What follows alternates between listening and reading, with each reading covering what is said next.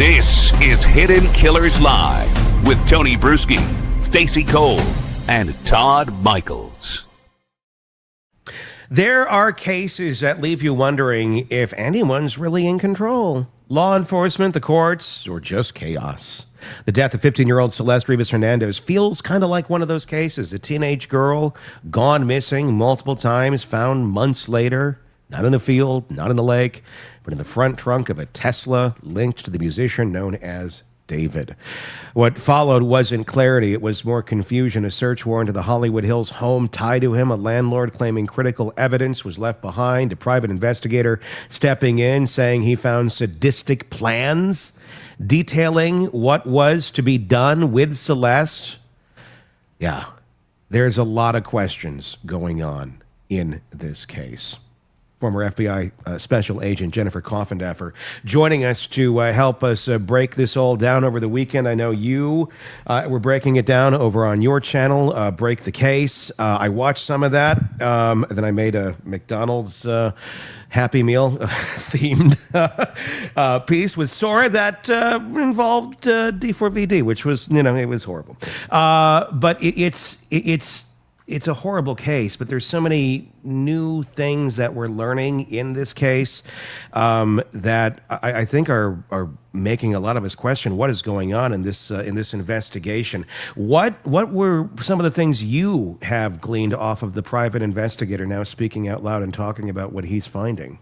Well, Tony, it's becoming literally, as you said, as clear as mud at this point because there's so much that we have facts. Then we have innuendo, and then we have new statements from the PI. So if I could, and I actually jotted a few of these down just to give everybody a refresher of our facts.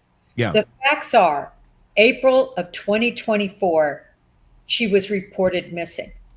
September 2024, she was reported as being back home because she's on video. So it wasn't reported by her family. Nobody told law enforcement, but we know she's back home because we've all seen the video.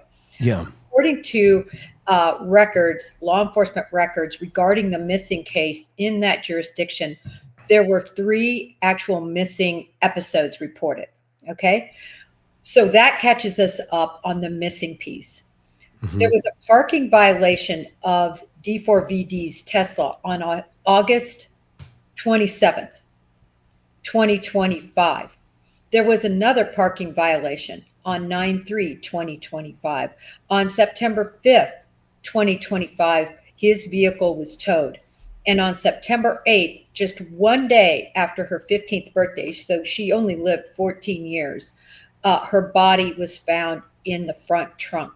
Mm-hmm. Right after the very first reporting, and this was from KTLA-TV, and I always look at the local reporting. They are always on it before it ever becomes a national story. Nobody even knows whether it's going to become a national story. It started out with a body in this trunk, and then all of a sudden it was a body in D4VD's trunk, and then all of a sudden it was Celeste, right? This was stepping stones. But this was from the very first report, and they reported a dismembered body in the front trunk of the Tesla. This was when they were trying to help in LA get information related to who this could be in this trunk. So they gave a big description: 5'1", wavy black hair, tube top, black leggings, yellow bracelet, stud earrings, 71 pounds, and a finger on her right index finger, SHHH ... So that was the description given to the public when this first broke. At that point, of course, an affirmative by that shush, she was identified by her mother as Celeste Rivas Hernandez. So I think it's important to get down those dates, that information, because that's facts that's irrefutable in terms of what was reported and particular dates of citations and towings and things. I want to talk about right at the beginning here with the KTLA reporting and the dismembered body. I'm not trying to be gross or to get gory on this, but it is a key part of this story. That seems to be the only place we've seen the reporting of dismemberment. We've hearing decomposed. That's been that part is in the official report, but the dismembered part, is that anywhere in any official reporting, or is that from the KTLA reporting? But I don't see the connection of where KTLA got that from any sort of official source other than maybe some sort of inside source that they have. What they wrote, and I'm just going to quote this. Yeah. They said head and torso, by the way, in that. Very specific. Very specific. They didn't say limbs. They didn't say finger. We know there had to be a finger. So there's actually a lot of question as to whether the fingers were in the front or somewhere else. But according to this initial reporting, which again is what I always start with, they wrote head and torso, quote, according to LAPD. And then, but you also just described a lot of detail about the body and the weight and all of this. That's what makes me. It's like, okay, if this is is that like weight as in whole of what they found, and the fact that she was wearing a tube top and that sort of stuff as well also strikes me as odd. If the body is dismembered, they keep the clothes on the person. I would almost, I don't know. I've never dismembered a body. Well, yeah, I was going to say, what's your method? But I don't do. Do you?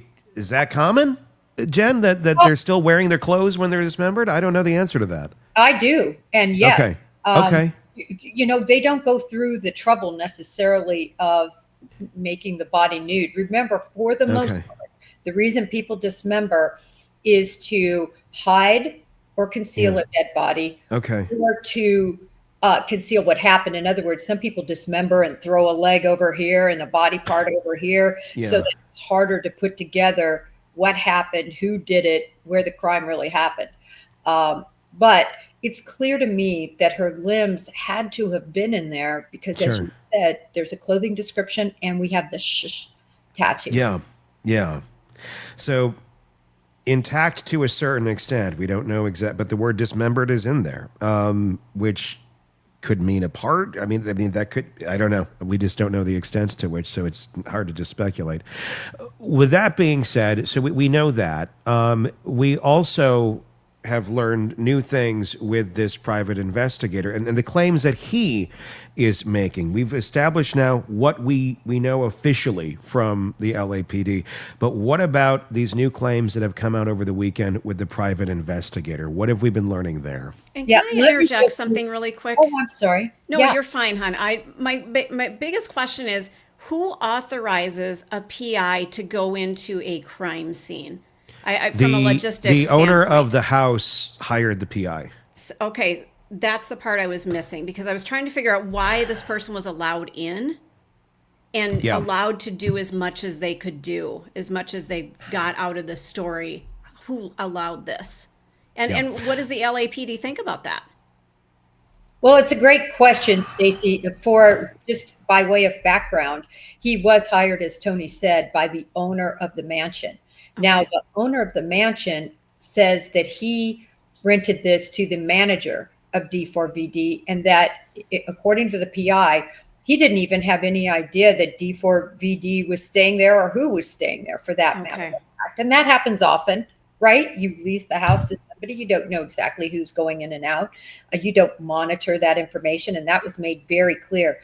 But to go over the PI's information, and I'm going to go over, it's very, very specific. So as an example, the PI says that on 7/29, that is when the vehicle was abandoned, the Tesla where the body was, and that nobody entered it that he knows of. In other words, the body would have been in there. There was no sign that the body was put in there after. I think that is a critical point, that 7/29 now, we have sort of a starting point of when it was parked. He says he knows who parked it because the person who parked it wore very distinctive clothing. And he knows that they were in the mansion because he has photos of the same person wearing these distinctive clothing in the mansion 12 hours prior. He never says on Ashley Bamfield or with Jesse Weber who the person is, even though he says he knows who it is. He never says that, and he says he doesn't want to get in trouble with LAPD. But then a close associate of his on social media makes a comment that it could be, or that they believe it's this person named Neo, who is a close associate, a former close associate of D4VD. They actually specifically said that this is based on information from the PI in conjunction with the fact that this person erased their social media, in conjunction with the fact that D4VD and Neo are no longer closely connected, it would seem, for sure, on social media and publicly, obviously, since D4VD hasn't been in the public. And so when you put all of that together, social media is speculating this. And that's where we get into, Tony. Yeah. It's a big leap, but I think maybe that gap can be filled in by the fact, if it is a fact, that PI told his associate about this. It's a big secret to keep. The PI is saying that the person that was driving the car, this is according to the PI, was, how do you, because there's an artist named Neo. I'm sure it's not that person, but is Neo any? How do you spell this? Neo. Neo. Okay, that's different than the other Neo. Okay. And I'm sure the other Neo is not enjoying this story at all. Yeah. Yeah. So anyway, just to be clear, PI doesn't say this is Neo. Associates of the PI are saying it's Neo, and that they put this all together based on statements by the PI in conjunction with social media activity. And there you go. That's so that's the nexus of this, and this is where the game of telephone continues, of associates of. So I mean, obviously all this unconfirmed, and not in no way saying that this person did anything. I mean, we don't even know if this person knew what was in the trunk, for that matter. That would be, that's still up for speculation. What do we know about what was found in this house that D4DV, or that David was renting, that the private investigator is now working for the owner of that home, who said, I want to hire somebody to look into this further? Well, and it made some sense to me that an owner of a mansion in this situation would want to have somebody look into things. Look, they want to make sure that they are not going to have any culpability, civilly or otherwise, and they weren't getting any answers. The other thing that was interesting, at least according to the PI, I am prefacing all of this because we're playing telephone now. Yes. These are words that specifically he said on national television. He said that things were left behind by LAPD, and that they did not collect, that he felt, meaning the PI felt, were evidentiary, that were left behind by the LAPD. He describes electronics, like a DVD or some other electronic. Yeah, a DVR, I believe, was listed. Sorry, DVR. Yep. And then also he describes information that he came to know, as you had in your lead up to this conversation, specifically scary, sadistic, I'm quoting the PI, mind-blowing and twisted. So basically, this would have been information, obviously, that was left behind, that then he found the PI. And he says within, short order, he, the landlord, whoever, they turned this all over to LAPD. Two huge points on this. Yeah. Why? It's ruined. It's ruined now. Yeah. Very much so. Chain of custody. It's gone. Not only the chain, but it's just also, they could say, well, they searched there and it wasn't there, and then somebody planted it there, and it's completely bastardized, that evidence. And second of all, now to me, it's called, not that it shouldn't be, but really public scrutiny and scrutiny overall on the LAPD's job on this. Yes. That now the prosecutor is going to be hesitant, and they know they're going to have to face this in a court of law. God forbid they get somebody as good as Alan Jackson to make hay of all this. I mean, this is something you actually should make hay of. Yes. And if you get somebody, a good defense attorney, they are going to blow this up. So it's very interesting, because my question is, and then we should get, I know, back to your question or answer to your question, but what is the motivation of this PI to come forward. I totally understand the motivation to get involved in this case. He wants to make some big bucks from the mansion owner. He wants to get involved, but that's the whole purpose for a name to be P for private investigator. Sure. You're supposed to keep everything private and try to be solving the case instead of blast it all over the media as to your findings.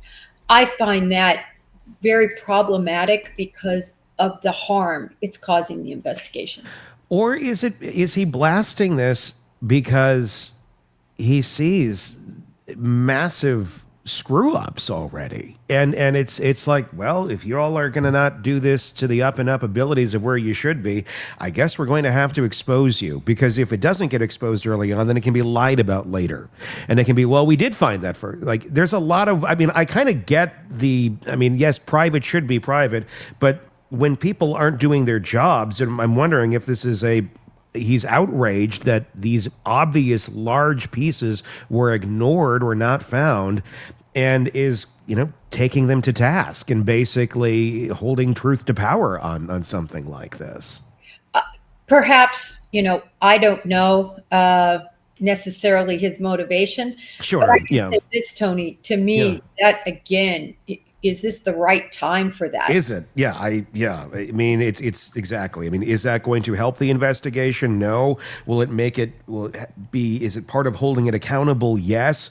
But is that the right time to do it? I don't know the answer to that. How on earth do you think it is that the LAPD went into this house? We heard reports a couple weeks ago when they were in there that they were like scouring drains. So I'm thinking, okay, they're doing a thorough search of this, and we just kind of got to wait and see what happens, because investigations do take time, and they're going to be quiet while they're making their investigation. But then you hear a report like this, and again, this is just from the PI that's making these claims, that there's these disturbing, and I'm paraphrasing, letters or notes that were found that talk about the Celeste problem or something of that nature, and even more dark things, it sounds like, is what he's been alluding to, in writing. How do you miss this? Yeah. No, you're exactly right. And when you look at it, first of all, that search warrant was served on September 18th, just to get our dates lined up with when her body was found. And then pretty shortly thereafter, this search warrant happens. And yes, according to reports, again, from a lot of the local media, there were drains searched, and, which makes sense because they're looking for blood, hair, anything that could be trapped in that drain. So it looks like it's thorough, but the bottom line is, when you do these investigations, you really want an evidence response team that's fully trained on how to collect evidence. They start from ceiling, literally making sure nothing is loose up in that ceiling, going all the way down to the floor, making sure no floorboards, no stains when you lift the carpet, that there's nothing stained there, that there's no evidence in all four corners of just a quadrant that each room should be divided up into. And this makes it clear to me that either they didn't divide it up, or the people they had conducting the search really weren't clear on what to search for. Let's be clear that in these search warrants, while they outline what you can search for, basically, if they put a piece of paper, you can look for in places small enough to contain a piece of paper. So there's no excuse that says, oh, it wasn't on the list. No. That's not how it works. That gives you the legal authority to look in places where this could be found. And this clearly, if it was there then, would have been evidentiary by his description. Yeah, I mean, these just seem like such, I mean, I'd be curious as to where he found these pieces of evidence that he's talking about. Like, where were these notes? Why was that? And that also strikes me as a little bit odd too, quite honestly, of anybody of that age writing anything down, right, and putting it on a piece of paper. Granted, we did talk about some digital. Maybe it was more digital, because he did talk about it, getting the DVR out of there, or some hard drives, things of that nature. Maybe this was captured digitally. Maybe I'm just running to a conclusion there too fast. But to find this information, and then it's handed over to the LAPD. Great. it doesn't sound like from the interviews that I watched with Ashley or with Jesse, was that he's trying to work against the LAPD in any way, shape, or form. He seems to be finding stuff and turning it over. But again, you have a private investigator doing that versus the actual LAPD who is investigating this case as the lead right now. What does that do to the evidence? I mean, what does that do to the investigation when things like this are brought in that sort of a way? Well, 2 points here. First of all, if this would have been what I consider a properly trained private investigator, and I always encourage people, if you need a PI, please get somebody that has a law enforcement background, particularly in the area of the case that you're looking at, whether that's a homicide, whether it's a theft, whether it's, a white collar case. Get a law enforcement person that has 20 years of experience making mistakes, working these kinds of cases, knowing the inroads, also having great relationships, typically with people on the force that are currently on the force because they've worked with them for years, right? And this is the critical error. When you go into there, I wonder if he was even gloved. I'm sure he wasn't. But then you say, whoa, there's this DVR or DVD, whatever it was that was there. And there's paperwork. Okay, first call. Listen, I'm at D4VD's house. I'm securing everything. Nobody else is going back in. I need you to get over here and take a look. I think you all might have missed something. That is the proper protocol, not gathering it all up and, running it down to the PD. I'm just flabbergasted as to how it was answered. And again, my point here is to not go after the PI. The point is to make clear what these mistakes mean to the investigation. And John, to that point, and I'm not going to ask you to speak for police organizations across the nation, but how do they view a private investigator being called in? How do they view them on a professional level? What's your take on that? Well, I can tell you for the most part, they can't stand it.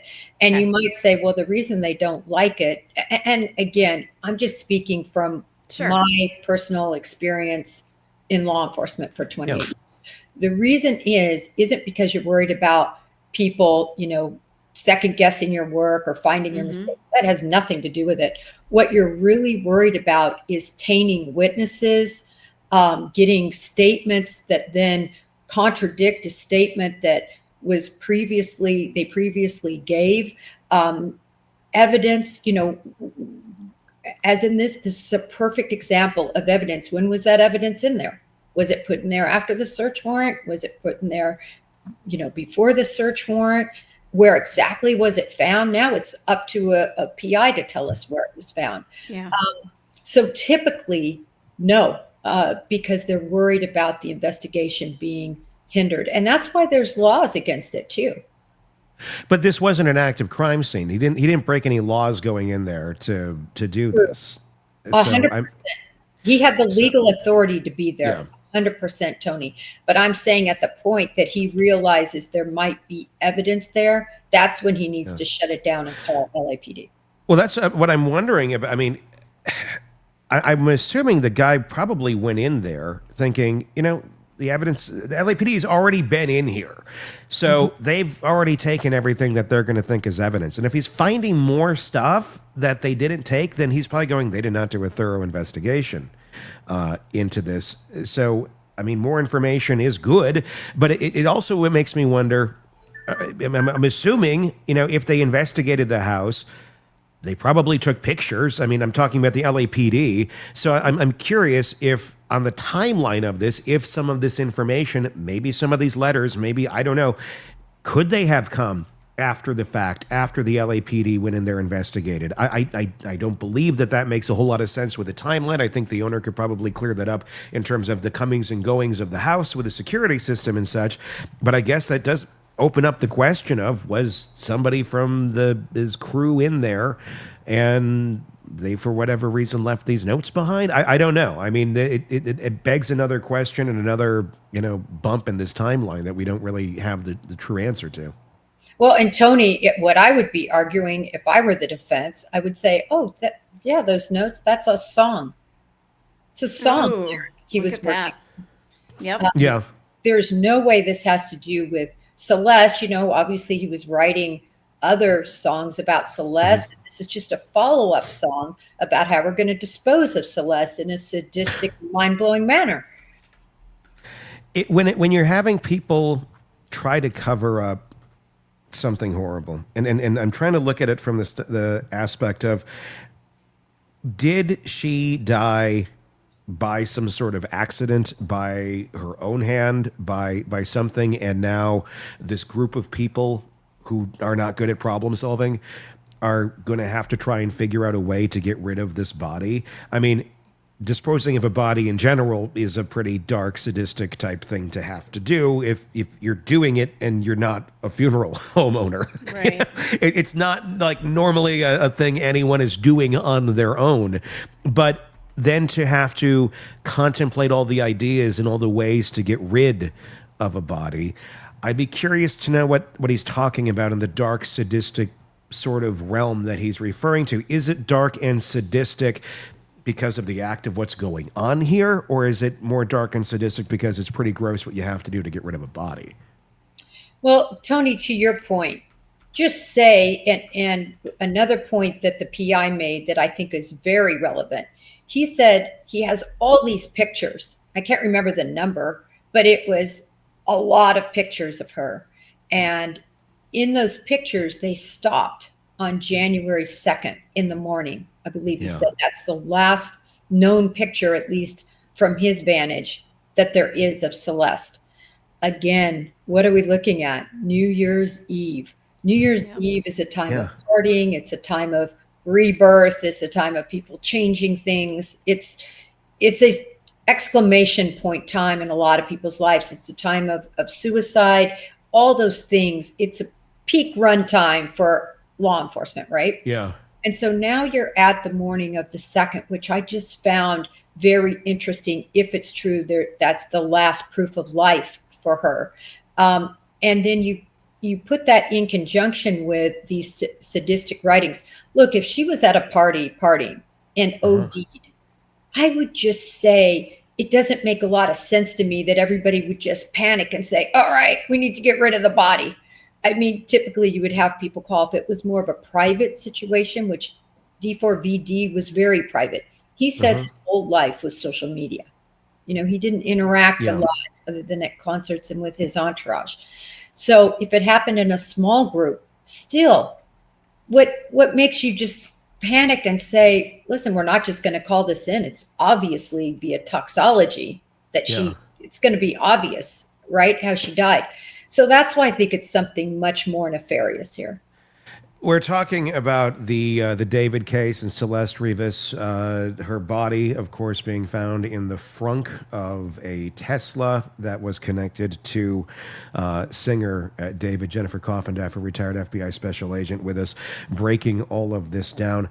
We were talking about how this appears to have been handled, and we're going back to January 2nd being the last date that there appears to be any evidence of life for Celeste Rivas that's out there. Prior to that, there's security camera footage, there's the door cam. There's all sorts of places where it appears she's showing up here and there, even though missing was her status for quite some time. You were talking about New Year's being a big day for this sort of thing to be happening. I can think of some other cases. The Anna Walsh. There was that murder there that was on January 1st. January 1st being a day that this sort of thing, I guess we see more of it. Is that accurate for New Year's? Yeah, absolutely. You see more things happen. First of all, unfortunately, you see a spike in people taking their lives. You see a spike because of the partying and everything involved, gunshots and celebrating that gets out of hand. And so you see a spike there. You see some people who are trying to turn over a whole new leaf. And that means they're starting a different sort of life or taking care of business, whether that means a divorce or whether that means walking away from a relationship or whether that means, unfortunately, in some cases, a murder.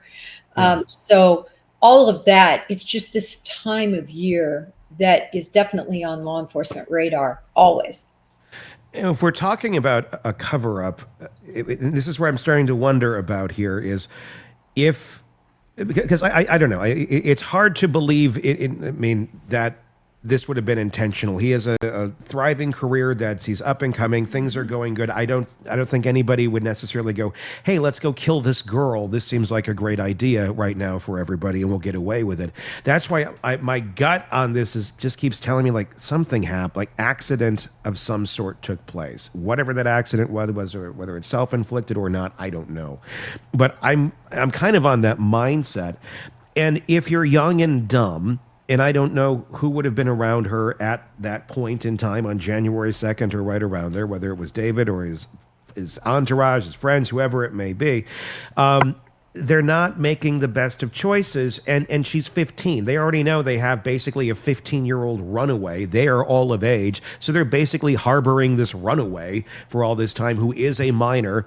And of course, there's all the questions about was there something sexual going on too? And that's all, I think, very much up in the air. I don't think we know the answer to that, other than people were assuming that she was older and that they were in a relationship. Still not a lot of evidence to show that they actually were.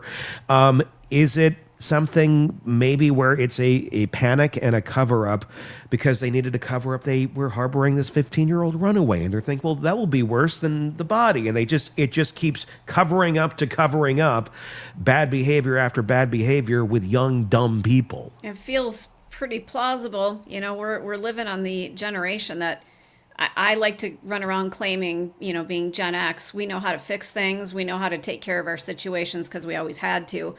I don't know that this generation can do that, and I'm not putting a blanket all of them, statement. But certainly some are not the wisest. Correct. You know, yeah. I mean, they can hit a button on their phone and get food delivered. We couldn't do that. We had to get on our bikes or walk to McDonald's to get the food. So maybe they panicked. Maybe something did happen, and they had no idea what the hell to do. Well, we have some new clues now. At least, what do we have? If we believe the PI, the PI and his rendition of what he found. Okay. Right? Sadistic. They had plans for her, what they were going to do to her. Now, he makes alive or dead, though? That's the question. Well, that is a question. How I interpreted it was alive. How they were going to, that's how I interpreted what he said. But everybody's free to their own interpretation. But what he talks about, it's, being mind-blowing and just unimaginable, essentially, what their plans were for Celeste. And I think that's a pretty good near quote of what he says. But he also makes it clear that he knows they didn't do those plans, right? And he probably knows that because whatever those plans meant, Celeste would have ended up someplace else, or Celeste would have ended up with a gunshot wound, or whatever it was in the plan that he's not seeing now in the proof that she's dead in the frunk. So I get that it doesn't line up, and he made the point, law enforcement can't arrest somebody for what they plan to do when it's clear they didn't do that. But it also, to me, sheds light on a darkness that I don't think we necessarily knew. The other thing is, Tony, and you and I have talked about this, in a court of law, I agree with you that some of this lyric, the blood, these videos, him dragging a body and throwing it in the trunk, right. That can't be used possibly in a court of law. It's going to be up to a judge. It's probably too prejudicial. But you know what? That doesn't mean that he was not imitating in his art life what he wanted in his life, especially now that we have a dead Celeste. This could be the ultimate art project. A lot of people who are really artistic, they take things into the real world. I know a lot of artists who do. So could this be? I think that's a stretch. Well, who knows? What the homicide song, romantic homicide? Romantic homicide. And what was I want to know what the release 2022. But what if he didn't see her as a real person? If she was his muse? Well, 2022, he would have known her, at least over internet. Would have been grooming her.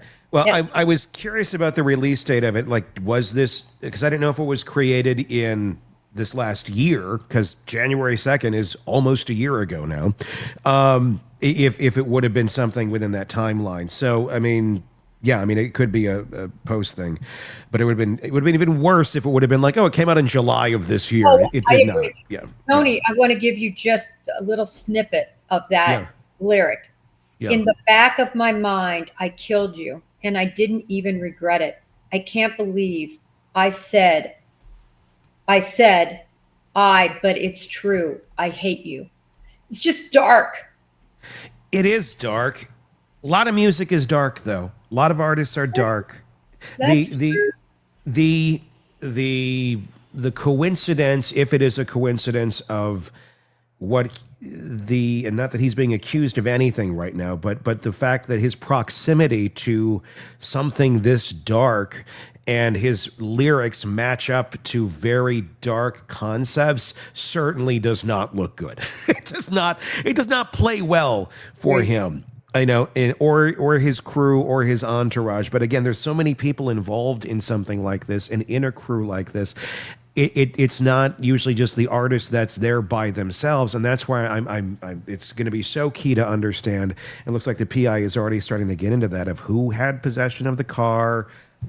You know, did they know what was in the car? What were they doing? What was their relationship? But we're also learning from what you were saying earlier, a lot of social media disappearing and some just kind of behind the scenes things and actions that seem to have taken place that don't necessarily point to a crime per se, but they point to someone not wanting to necessarily be looked at either. Would that be accurate? Yeah, you know, I wrote a list actually of, to me, the key points that he's done after this that just don't look good. Yeah. First of all, he cancels all of his tour dates. Yeah. This is a lot of money. This is a lot of time preparation to get these dates overseas and everything. That is a huge clue to me. Number two, he erases multiple social media posts. That's very concerning. Anything that looked concerning, it's gone. He moves from the house where he was residing and paying $20,000 a month. He breaks that lease. Another very costly decision. His complete silence. And I say this because of this. It's not going to hurt him in terms of being looked at as committing a crime if he just simply comes out with a written statement. It can even be from his lawyer that says something to the effect of, Celeste was such a dear friend of mine. I am so, broken up with the loss of her life. Something as simple as that, but it's been complete silence. Then he wasn't at the funeral, which I think we all kind of expected. He retained counsel, which he should have. Everybody should. But I can tell you, so many people that are innocent and know they're innocent and can explain their whereabouts, they don't get counsel because they know they're innocent. They don't want to waste the money. Secondarily, that just happened, he transfers his property to Mama, at least 2 places in Texas. I just think all of that doesn't bode well for how he's appearing. No, I mean, it does not bode well for how he's appearing at all. But at the same point, also, I would argue, and I've made some videos about this too, where it is also the movements of someone who is trying to protect themselves if they're being accused of something, even if they didn't do it. You would do these things. You would move property. Because you don't know what is ahead, what possible charges could come at you. Even if you have nothing to do with this, the shitstorm is on the way. Batten down the hatches, whether you invited it in or not. And some of that does seem to make some sort of sense. I do wonder about the tour and all of that. I know the dates were canceled, but obviously it's another thing where the system is involved. There's a lot of people involved in that decision. It's not necessarily just David alone that would be making that call. I would be wondering if there's promoters, the promoter got involved, whoever got involved and said, we're not gonna put any more money into this because all this is going on over here. I'd be curious how much of a hand David had in making those choices of canceling the tour, of delaying the album, of doing those sort of things, things that involved the company literally the corporation of whatever David is labeled as, and those decisions being made, and who was making them, and for what reasons. I think that plays a big part in something like this too. I agree. And I'm glad you're doing devil's advocate, because you make a lot of good points. I still say, if I'm David and I have millions upon millions upon millions that are going to be possibly earned, I mean, look at the magnification of his social media songs. Everybody wants to hear them. People that would have never listened to them are. I mean, he's got millions of hits every month that he wouldn't have had but for all of this blowing up. Can you imagine the concert goers? Yeah, I mean, he would sell out right now. Honestly, I mean, R. Kelly was selling out until he was put behind bars, and literally, and everybody knew what was going on there. So yeah, I mean, I would think it'd be more of a personal type decision. If you had nothing to do with this and you know you're going to be vindicated, yeah, keep going and keep making your money. Why stop if you had nothing to do with it? Why do you want this to hold you down? And also, but then make a statement about it. Make something where, you're hurting just as much if you have nothing to do with this. That, I think, would be very powerful. And I mean, there's a lot of ways this could be played depending on what exactly happened. And I'm not saying played in a way of manipulating the system, but if this was an accident, if this was an overdose, if this was a this or a that, I mean, it could be used for awareness. I mean, it could be used for, hey, this is really sad and horrible. My friend died this way. But unfortunately, so many bad decisions seem to have been made right after she died. However, that may have been, that there's no way around that anymore. And it's just covering for bad decision after bad decision after bad decision. And here we sit. Well, and don't forget that lyric, at least in his playing it out, he murdered and he didn't regret it. So that to me plays into the psyche, because now we don't have any sign of remorse, not even a sentence that's out to the public. We don't. Publicly, we don't. But legally, any attorney is going to tell him to shut the F up. And he seems to be listening to whoever attorney he has that would likely be saying that. I mean, as much as we on the outside would want to hear more, as much as his family would probably want to hear more, as much as his fans would want to hear more, it's the silence, the unknown that makes this case really what it is. Because when it's unknown, things can kind of fester and go everywhere. Are you surprised we have not, at this point now, I mean, we're about damn near like 2 months into this thing, and still we don't have any charges against anybody. Are you surprised we haven't heard anything out of the David camp of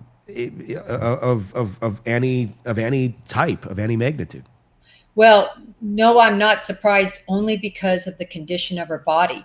By the way, I wanted to say that very early on, again, back to this very early on reporting, NBC reported that according to the LAPD, and that actually, I think it said the sheriff's office. It said the sheriff's office, that this was a homicide. So a lot of people wonder why it was, deemed a homicide initially. And I can tell you that reporting went clear back to NBC and their interview of the sheriff's office. I just wanted to say that. But as of the most recent reporting, LAPD says, listen, we don't have manner of death, which would be accident, suicide, homicide, the like, and we don't have cause of death. They don't have cause of death, Tony, because it's going to take forever for a forensics examiner, an anthropologist, literally an anthropologist, to try to figure out how she died and exactly when she died. So many questions in this, and not a lot of answers as to where all of this goes from here. Let me ask you this one more question. How often do you see it when you have a property owner like this, big house renting out? I mean, it's a weird, not probably a super common situation, but were you surprised that he hired a PI? The owner of the house decided to hire a PI, and I'm wondering why he decided to hire a PI. Was it because of the lack of information that he was getting to begin with? Well, I have that answer for you. All right. First of all, let me go to question one. Is this usual? And it's very unusual. And I'll tell you why it's unusual. First of all, these homeowners just want this to go away from their end of it. Yeah. And they don't really want a big deal They don't want all this out in the news. They want to rent that house again. Yeah. They don't want this to be, out there, especially blown up now that it's become. Second of all, this PI, and I want to give particularly what he said. He said he first started snooping around, right? He was taking pictures, he was getting with neighbors, he was pulling surveillance tape and so forth. So he contacted the owner of the house. The owner of the house, they got into a discussion about the search warrant return and search warrant inventory.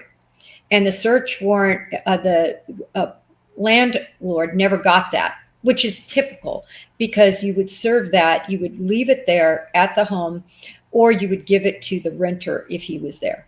That's what we're obligated to do as law enforcement. Yeah. The PI, I don't think understood that, and he attempted to try to go get a copy for the landlord. He, of course, was shut down by LAPD, and he went back to the landlord, but he did this good deed, if you will, for the landlord. And then I think at that point he said, listen, I'm sure a conversation took place between the landlord and the PI, obviously, because he was hired.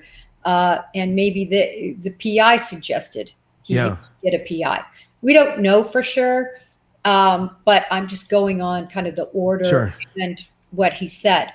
So, I understand the landlord maybe wanting to get some answers. I just can't imagine the landlord would want this blasted all over national television as it has been.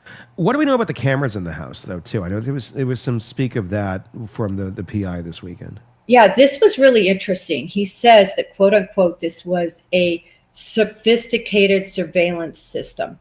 Now, he said that you could tell when people came into doors and opened windows and things. I wouldn't call that a sophisticated system, but maybe there was more to it. A sophisticated system to me is multiple cameras that are motion operated, that I can remotely look on my phone and actually see what each camera is doing and what's happening. I can control the camera and say, okay, listen, I want it to pan clear over here. I don't know how sophisticated this particular system was, but the PI believes that it was utilized by David. He says that because he says that they covered up the smoke sensor piece of the system. And he says they did that. This is according to the PI. He believes they did that because of what was going on in the house. And he also then speculated that they likely covered up the camera portions to hide what was going on in the house. That's his speculative side. But the side he knows about is the smoke. And I have to say, I agree with him. I think if they were astute enough to cover up the smoke detector side, they might have covered up the camera side. I don't know. I think they were covering it because they were probably smoking weed. Yeah, they did it, and they didn't want the smoke detectors to go off. I think that may be a very simple explanation. And if the smoke detector is connected to the camera, you're inevitably going to cover the camera simultaneously, not because you're trying to cover necessarily that you're smoking weed on camera, because it is legal there. But you just don't want the smoke detectors to go off. That's my guess. I don't know. I agree with you. And we don't know what else they were smoking. I mean, or whatever it may be, whatever substance it may be. Yeah. Substances. And, this is back to your point about kind of dumb people doing dumb things that we see all the time in true crime. By all accounts, there were substances involved. Sure. By all accounts. So now you even have less of good judgment likely going on with whatever went on. So you add to it youth, you add to it inexperience, you add to it something heinous that happened to that poor girl. Yeah. And then you put on top of it substances. Sure. There's a lot of things. Yeah. There's so many things in this case where it's like, just because they look like this might not be exactly what they are. And it's hard to, because some things just are what they are, and they're just certain. And some, objects in the rear view mirror may not be as close as they appear. I feel like that there's a lot of that in this case, and not necessarily intentional. I think some of it is just youthful stupidity that is mixed in with all these other elements. So many questions here. Jennifer Coffindaffer, as always, thank you for coming on and giving us your insight into this. I know you're following it very closely. Break the Case is her podcast. You can get it wherever you get podcasts. Just search Break the Case, Jennifer Coffindaffer on YouTube, or like I said, wherever you get podcasts. That's going to wrap up this episode. Until next time, for Todd and Stacy and Jen, I'm Tony Brueski. We will talk again real soon. Want more on this case and others? Then press subscribe now and don't miss a moment of true crime coverage from Tony Brueski and the Hidden Killers podcast.